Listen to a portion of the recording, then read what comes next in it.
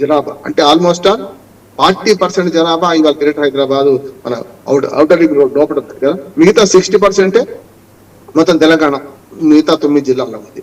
కనుక ఇప్పుడు నా సూచన ఏంటంటే ఈ 300 వార్డులను విభజించినప్పుడు చాలా అసంబద్ధంగా ఉంది. వార్డుల పేర్లు కూడా అస్థానంగా ఉంటాయి. ఉదాహరణకు ఎల్బీ నగర్ చాలా ఫేమస్, లాల్ బహదూర్ శాస్త్రి నగర్, ఎల్బీ నగర్ చౌరస్తా అంటే పెద్దది. ఎల్బీ నగర్ వార్డును మొత్తం పేరు తీసేసి ఎన్టీఆర్ నగర్ అని పెట్టిండట. ఏమైనా సంబంధం ఉందా? అట్లా నేను 10 చెప్తాను, చాలా పెద్దదైతే కనుక చెప్తాను. హైదరాబాద్ లో ఈ 300 వార్డు విభజన ఎంత అధ్వానంగా ఉందంటే ఇప్పటికి కూడా అంతే. 20,000 కార్పొరేటర్, 60,000 కార్పొరేటర్, 1,00,000 కార్పొరేటర్. ఏం లాభం? అందుకని ఏమంటున్నా అంటే అసలు మొత్తం జనాభా ప్రకారం విభజన సరిగ్గా జరగలేదు. ఇది తప్పు నెంబర్ 1. దానిలో కూడా ప్రభుత్వంలో ఉన్న ఇప్పుడు జిహెచ్ఎంసీ ఎగ్జిస్టెన్స్ ఉంది కదా శ్రీనివాస్ గారు, మేయర్ గా విజయలక్ష్మి గారు రేపు ఫిబ్రవరి 10 దాకా ఆమె ఉంటారు. ఇంకా 150 మంది కార్పొరేటర్లు వాళ్ళే ఉంటారు కదా. ఫిబ్రవరి 10 దాకా వాళ్ళకి ఎవ్వరికి తెలియదట. మనం చూసాం కదా జిహెచ్ఎంసీలో ఎంత కూడా జరిగింది చూసినాం కదా. పోనీ కార్పొరేటర్లు తెలియదు అనుకుందాం, లోకల్ ఎమ్మెల్యేలు తెలుసా? 29 మంది ఎమ్మెల్యేలు ఉన్నారు గ్రేటర్ హైదరాబాద్ కార్పొరేషన్ లోపల. 29 మంది ఎమ్మెల్యేలు, పాత 29 మంది ఎమ్మెల్యేలకు ఒక్కరికి కూడా తెలియదు కదా. 3 పార్లమెంట్ సభ్యులు ఉన్నారు, మల్కాజ్గిరి ఈటల రాజేందర్, కిషన్ రెడ్డి గారు కేంద్ర మంత్రి, అట్లానే మన చేవేళ్ళ 3 పార్లమెంట్ వాళ్ళకు కూడా ఎవరికి తెలియదు కదా. అధికార పార్టీ వాళ్ళు తప్పంటున్నారు, ప్రతిపక్ష పార్టీ వాళ్ళు తప్పంటున్నారు. అంటే వార్డుల విభజన సరిగ్గా జరగలేదండి. రెండోది, ఇప్పుడు అసంబద్ధంగా కాంగ్రెస్ చేసిన పొరపాటు ఏంటంటే ఇప్పుడు ఉద్యమానికి కారణం ఏంటంటే సికింద్రాబాద్ ను తీసుకుపోయి మల్కాజ్గిరి కమిషనరేట్, పోలీస్ కమిషనరేట్ కలిపారు. మీరు అన్నారు కదా ఇంటర్లో పోలీస్ కమిషనరేట్లు గతంలో 3 ఉండేవి మనకు, హైదరాబాద్, సైబరాబాద్, రాచకొండ రాచరిక చిహ్నం. అదే రెడ్డి రాజుంది. అది మనకు రేవంత్ రెడ్డి గారు తెలియకపోవచ్చు, రెడ్డి రాజు ఉంది అది. మరి రెడ్డి రాజులు మీరు రెడ్లే కదా. మరి కార్పొరేషన్ రాచకొండ అంటే ఎందుకు రాచరికం అవుతుంది? చార్మినార్ అంటే రాజకీయం అవుతుంది. అట్లాగే మనకు కాకతీయ రాజకీయం అవుతుంది, మన రాజరికం అవుతుంది. తప్పు కదా. అందుకని అది పక్కన పెట్టి చేయాల్సిన పని ఏంటంటే వీళ్ళు విభజించినప్పుడు మళ్ళీ కమిషనర్లు విభజించారు. కమిషనర్లు ఏం చేశారు? ఒకటి హైదరాబాద్ కమిషనర్ అట్లాగే ఉంచాడు, సైబరాబాద్ అట్లాగే ఉంచాడు. రాచకొండను విడదీయడం ఒక మంచి పని ఏం చేశారంటే, భువనగిరి ఉంది కదా శ్రీనివాస్ గారు, భువనగిరి ఉండి ఇది రాచకొండ కింద ఉండే భువనగిరి ఎస్పీ వేరే చేశారు, మంచి పని.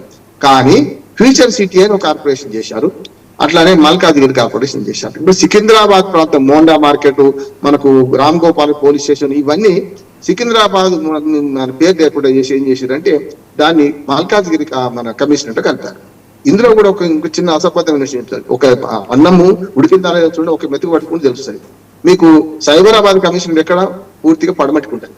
దాన్ని తీసుకొచ్చి మనకు రాజీవ్ రోడ్ మీద ఉన్న ఏదైతే జీనోమ్ వ్యాలీ ఉంటుంది, అంటే శామిరిపేట దాటి ఔటర్ రింగ్ రోడ్ దాటి 20 కిలోమీటర్లు పోతే వస్తుంది అది. అక్కడ ఉన్న దాన్ని కమిషనరేట్ సైబరాబాద్ పెట్టింది. అల్వాల మనకు తెలుసు, మీ అందరికి తెలుసు. అల్వాల్ ఎక్కడ ఉంది? రాజీవ్ రోడ్ మీద ఉంటుంది, సికింద్రాబాద్ దాటైంది 6 కిలోమీటర్లకు. దాన్ని తీసుకుపోయి మల్కాజ్గిరిలో పెట్టింది. దాన్ని మల్కాజ్గిరిలో ఉండు కరెక్టే, కానీ దాటి 20 కిలోమీటర్ల అవతల ఉన్న ఔటర్ రింగ్ రోడ్ అవతల ఉన్న దాన్ని నీకు సైబరాబాద్ కమిషనరేట్ ఎట్లా పెడతారు? అందుకని ఏమైందంటే కమిషనర్ సరిగ్గా జరగలేదు. కనుక ఇప్పుడున్న డిమాండ్ ఏంటంటే 4 ఉన్నాయి. ఒకటి సికింద్రాబాద్ అస్తిత్వాన్ని కాపాడాలి, ఎవరైనా ఒప్పుకుంటారు.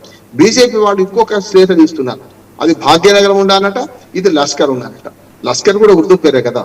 ఇప్పుడు సికిందర్ అలీ, సికిందర్ ఆసఫ్ జాహీల పాలనలో సికిందర్ అనేది మంచి పేరు. అట్లానే హైదరాబాద్ మంచి పేరు. అందుకని ఈ రెంటిని తీసేయమని కోరితే తప్పు అంటున్నాను. కొన్ని లష్కర్ అందాం. లష్కర్ అంటే ఏంటి?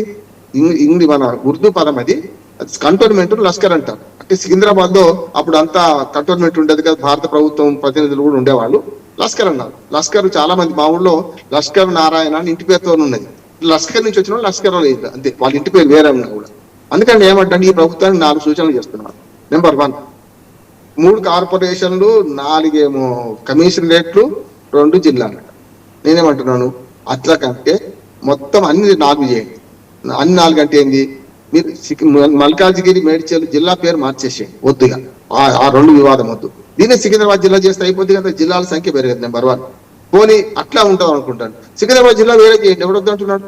ఒక జిల్లా పెరిగితే ఆ పని చేయొచ్చు. రెండోది, హనుమకొండ, వరంగల్ కూడా, అక్కడ కూడా అది వేరే, కానీ మాట్లాడాలి. ఇక్కడ దీనికి వస్తాను. ఇక్కడ ఏం చేయొచ్చు అంటే, ఇప్పుడు ప్రజాభిప్రాయం సేకరించి నేను ఒక ప్రతిపాదన కూడా ముఖ్యమంత్రి గారు పంపించాను. ఈ లొల్లి వద్దు, ఈ హిందూ ముస్లిం లొల్లి, బీజేపీ వాళ్ళే హిందూ ముస్లిం లొల్లి పెడుతున్నారు. దీనిలో మన బీఆర్ఎస్ వాళ్ళేమో రాజకీయంగా వాడుకుందామని చూస్తున్నారు. కాంగ్రెస్ కు ఈ ప్రభుత్వానికి విజ్ఞప్తి ఏంటంటే, ఏవైనా 4 అంటే 4 చేయండి. కమిషనర్ 4 చేసింది కదా, జిల్లాలు కూడా 4 చేయండి. అట్లా కమిషనర్ 4 చేసింది కదా, కార్పొరేషన్ 4 చేయండి. ఎట్లా? ట్యాంక్ బండ్ అవతల హైదరాబాద్ తో కార్పొరేషన్, ట్యాంక్బండ్ యువతలంతా సికింద్రాబాద్ కార్పొరేషన్, జిల్లా కూడా సికింద్రాబాద్ జిల్లా, హైదరాబాద్ జిల్లా. హైదరాబాద్ పాత జిల్లాను విభజించలే కదా వాళ్ళు బీఆర్ఎస్ వాళ్ళు. మీరు ఆ ప్రయత్నం చేయండి, అరే మీరు ఇవ్వలేదు మేము ఇస్తున్నామని చేయండి. 75 లక్షల జనాభా 2011 లెక్కల ప్రకారం శ్రీనివాస్ గారు, ఏది పాత హైదరాబాద్ జిల్లా ఇప్పుడున్నదో, ఇప్పుడు హైదరాబాద్ జిల్లా విభజించారు. 10 జిల్లాలను 33 చేసిండు, కానీ 9 జిల్లాలని 33 చేసిండు. హైదరాబాద్ జిల్లా అట్లాగే ఉంచింది కదా. నేనేమంటున్నాను, ఈ ప్రభుత్వం మంచి పని చేస్తే ఇప్పుడు బీఆర్ఎస్ వాళ్ళు డిమాండ్ చేయకుండా మనం చేద్దాం. హైదరాబాద్ సికింద్రాబాద్ 2 జిల్లాలు వేరే చేయండి. హైదరాబాద్ కార్పొరేషన్ ఏమో ట్యాంక్బండ్ అవతల, సికింద్రాబాద్ కార్పొరేషన్ ఇటు పక్కన, అటు ఉత్తరం మన ఏమంటారు పడమటికి ఏమో మనకు శ్రీలింగంపల్లి పేరు పెడతారు, ఇది పెట్టండి, పడమటికి పెట్టండి, మొత్తం అంత పటాన్చెరు, రామచంద్రపురం అన్ని కలుస్తాయి కదా, అటు పెట్టండి. ఇటు పక్కన మనకు తూర్పుకి ఏమో ఎల్బీనగర్ అటు పెట్టండి. ఎల్బీనగర్ మొత్తం అంతా హయత్ నగర్, అంబరిపేట దాకా అదో కార్పొరేషన్. 4 కార్పొరేషన్లు, 4 జిల్లాలు ఉంటాయి. అట్లాగే మన 4 కమిషనర్లు ఉంటాయి. అన్ని 4 చేయండి. కాదు హైదరాబాద్ లో కోర్ హైదరాబాద్ ఉంది కదా, ఓల్డ్ సిటీ ఉంది కదా, దాన్ని కార్పొరేషన్ చేయండి. ఎట్లా 50 వార్డులు అక్కడే ఉన్నాయి శ్రీనివాస్ గారు. ఇప్పుడు 150 వార్డులు ఉన్నాయి కదా, 50 వార్డులు ఒక్క ఓల్డ్ సిటీలే ఉన్నాయి. నేనేమంటున్నాను, మీరు చేయదలుచుకుంటే ట్యాంక్బండ్ అవతలంతా హైదరాబాద్ కోర్ సిటీ ఒక కార్పొరేషన్ చేయండి. చేసి తూర్పు, పడమర, ఉత్తర, దక్షిణ 4 మొత్తం 5 కార్పొరేషన్లు అయితే 4 చేస్తారా 5 చేస్తారా నిర్ణయం చేసుకోండి. ఇది అమికబుల్ సెటిల్మెంట్ అంటున్నాను. అప్పుడు ఏమైందంటే 300 వార్డులను 4 చేస్తే 75 చొప్పున వస్తాయి ఒక్కొక్క కార్పొరేషన్, 5 చేస్తే 60 చొప్పున వస్తాయి. అప్పుడు ఏమైందంటే పరిపాలన వికేంద్రీకరణ జరుగుతుంది. రెండో లాభం కూడా చెప్తున్నాం, ముస్లిం ఏరియాను ఒక కార్పొరేషన్ వేరే చేస్తే మనకు 2 లాభాలు. ఒకటి ఎంఐఎం పీడ వదులుతుంది, ఇది కూడా చెప్తున్నాను. అంటే చాలా మంది బీజేపీలు అంటారు కదా, ఎంఐఎం అక్కడికే పరిమితం అయితే ఒక నెంబర్ 1. రెండోది ఏమైందంటే వాళ్ళు పన్నులు కడతారు. ఇప్పుడు ఏమైందంటే కార్పొరేషన్ అడ్డుకోవాలి కదా.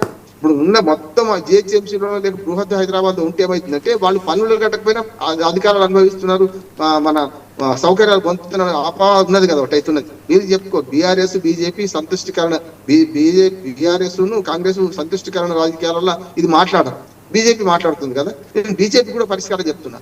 మీరు పాత హైదరాబాద్ ఓల్డ్ సిటీని ఒక కార్పొరేషన్ చేయండి. పాత హైదరాబాద్ కార్పొరేషన్ ఉండే కదా, చేసి వాళ్ళ ఇంటి మీద వాళ్ళకి చేయబెట్టండి. వాళ్ళు కరెంట్ బిల్లు కడతారు, అప్పుడు మంచి ఇంటి పనులు కడతారు, అభివృద్ధి చేసుకుంటారు కదా. ఒకటి మేయర్గా ముస్లింలకు పోతుంది, నష్టం ఉంది అంటున్నాను నేను. అందుకనే ఇప్పుడు రాజకీయంగా చూసినా, సామాజికంగా చూసినా, భౌగోళికంగా చూసినా హైదరాబాద్ ను మినిమం 4 కార్పొరేషన్లు చేయాలి మినిమం అంటున్నా. 5వ చేస్తే మాత్రం కోర్ సిటీ హైదరాబాద్ 5వ చేయండి. అట్లా జిల్లాలు కూడా సికింద్రాబాద్ జిల్లా చేయండి. మేడ్చల్ మల్కాజ్గిరి తీసేయద్దు అనుకుంటే అది అట్లే ఉంచండి, సికింద్రాబాద్ జిల్లా చేయండి. ఎవడొద్దంటున్నాడు, ట్యాంక్బండ్ యువతలంతా సికింద్రాబాద్ జిల్లా అవుతుంది, చేసుకోవచ్చు కదా. అందుకనే మనసుంటే మార్గం ఉంటుంది శ్రీనివాస్ గారు. ఇప్పుడైనా సరే ఈ ప్రభుత్వం 3 ఆలోచనలు చేయాలి. ఒకటి, మొత్తం 30 మంది ఎమ్మెల్యేలు ఉన్నారు, మన ఏమంటారు దాన్ని కోర్ సిటీ హైదరాబాద్, ఏదైతే బృహత్ హైదరాబాద్ 30 మంది ఎమ్మెల్యేలు, 3 ఎంపీలు ఉన్నారు. అట్లానే 150 మంది కార్పొరేటర్లు ఉన్నారు. ప్రజాప్రతినిధి మనలాంటి మీరున్నారు, నేనున్నా, మా అందరితో సంప్రదింపు చేయమనండి. అప్పుడు ఆటోమేటిక్ గా పరిష్కారం దొరుకుతుంది కదా అని.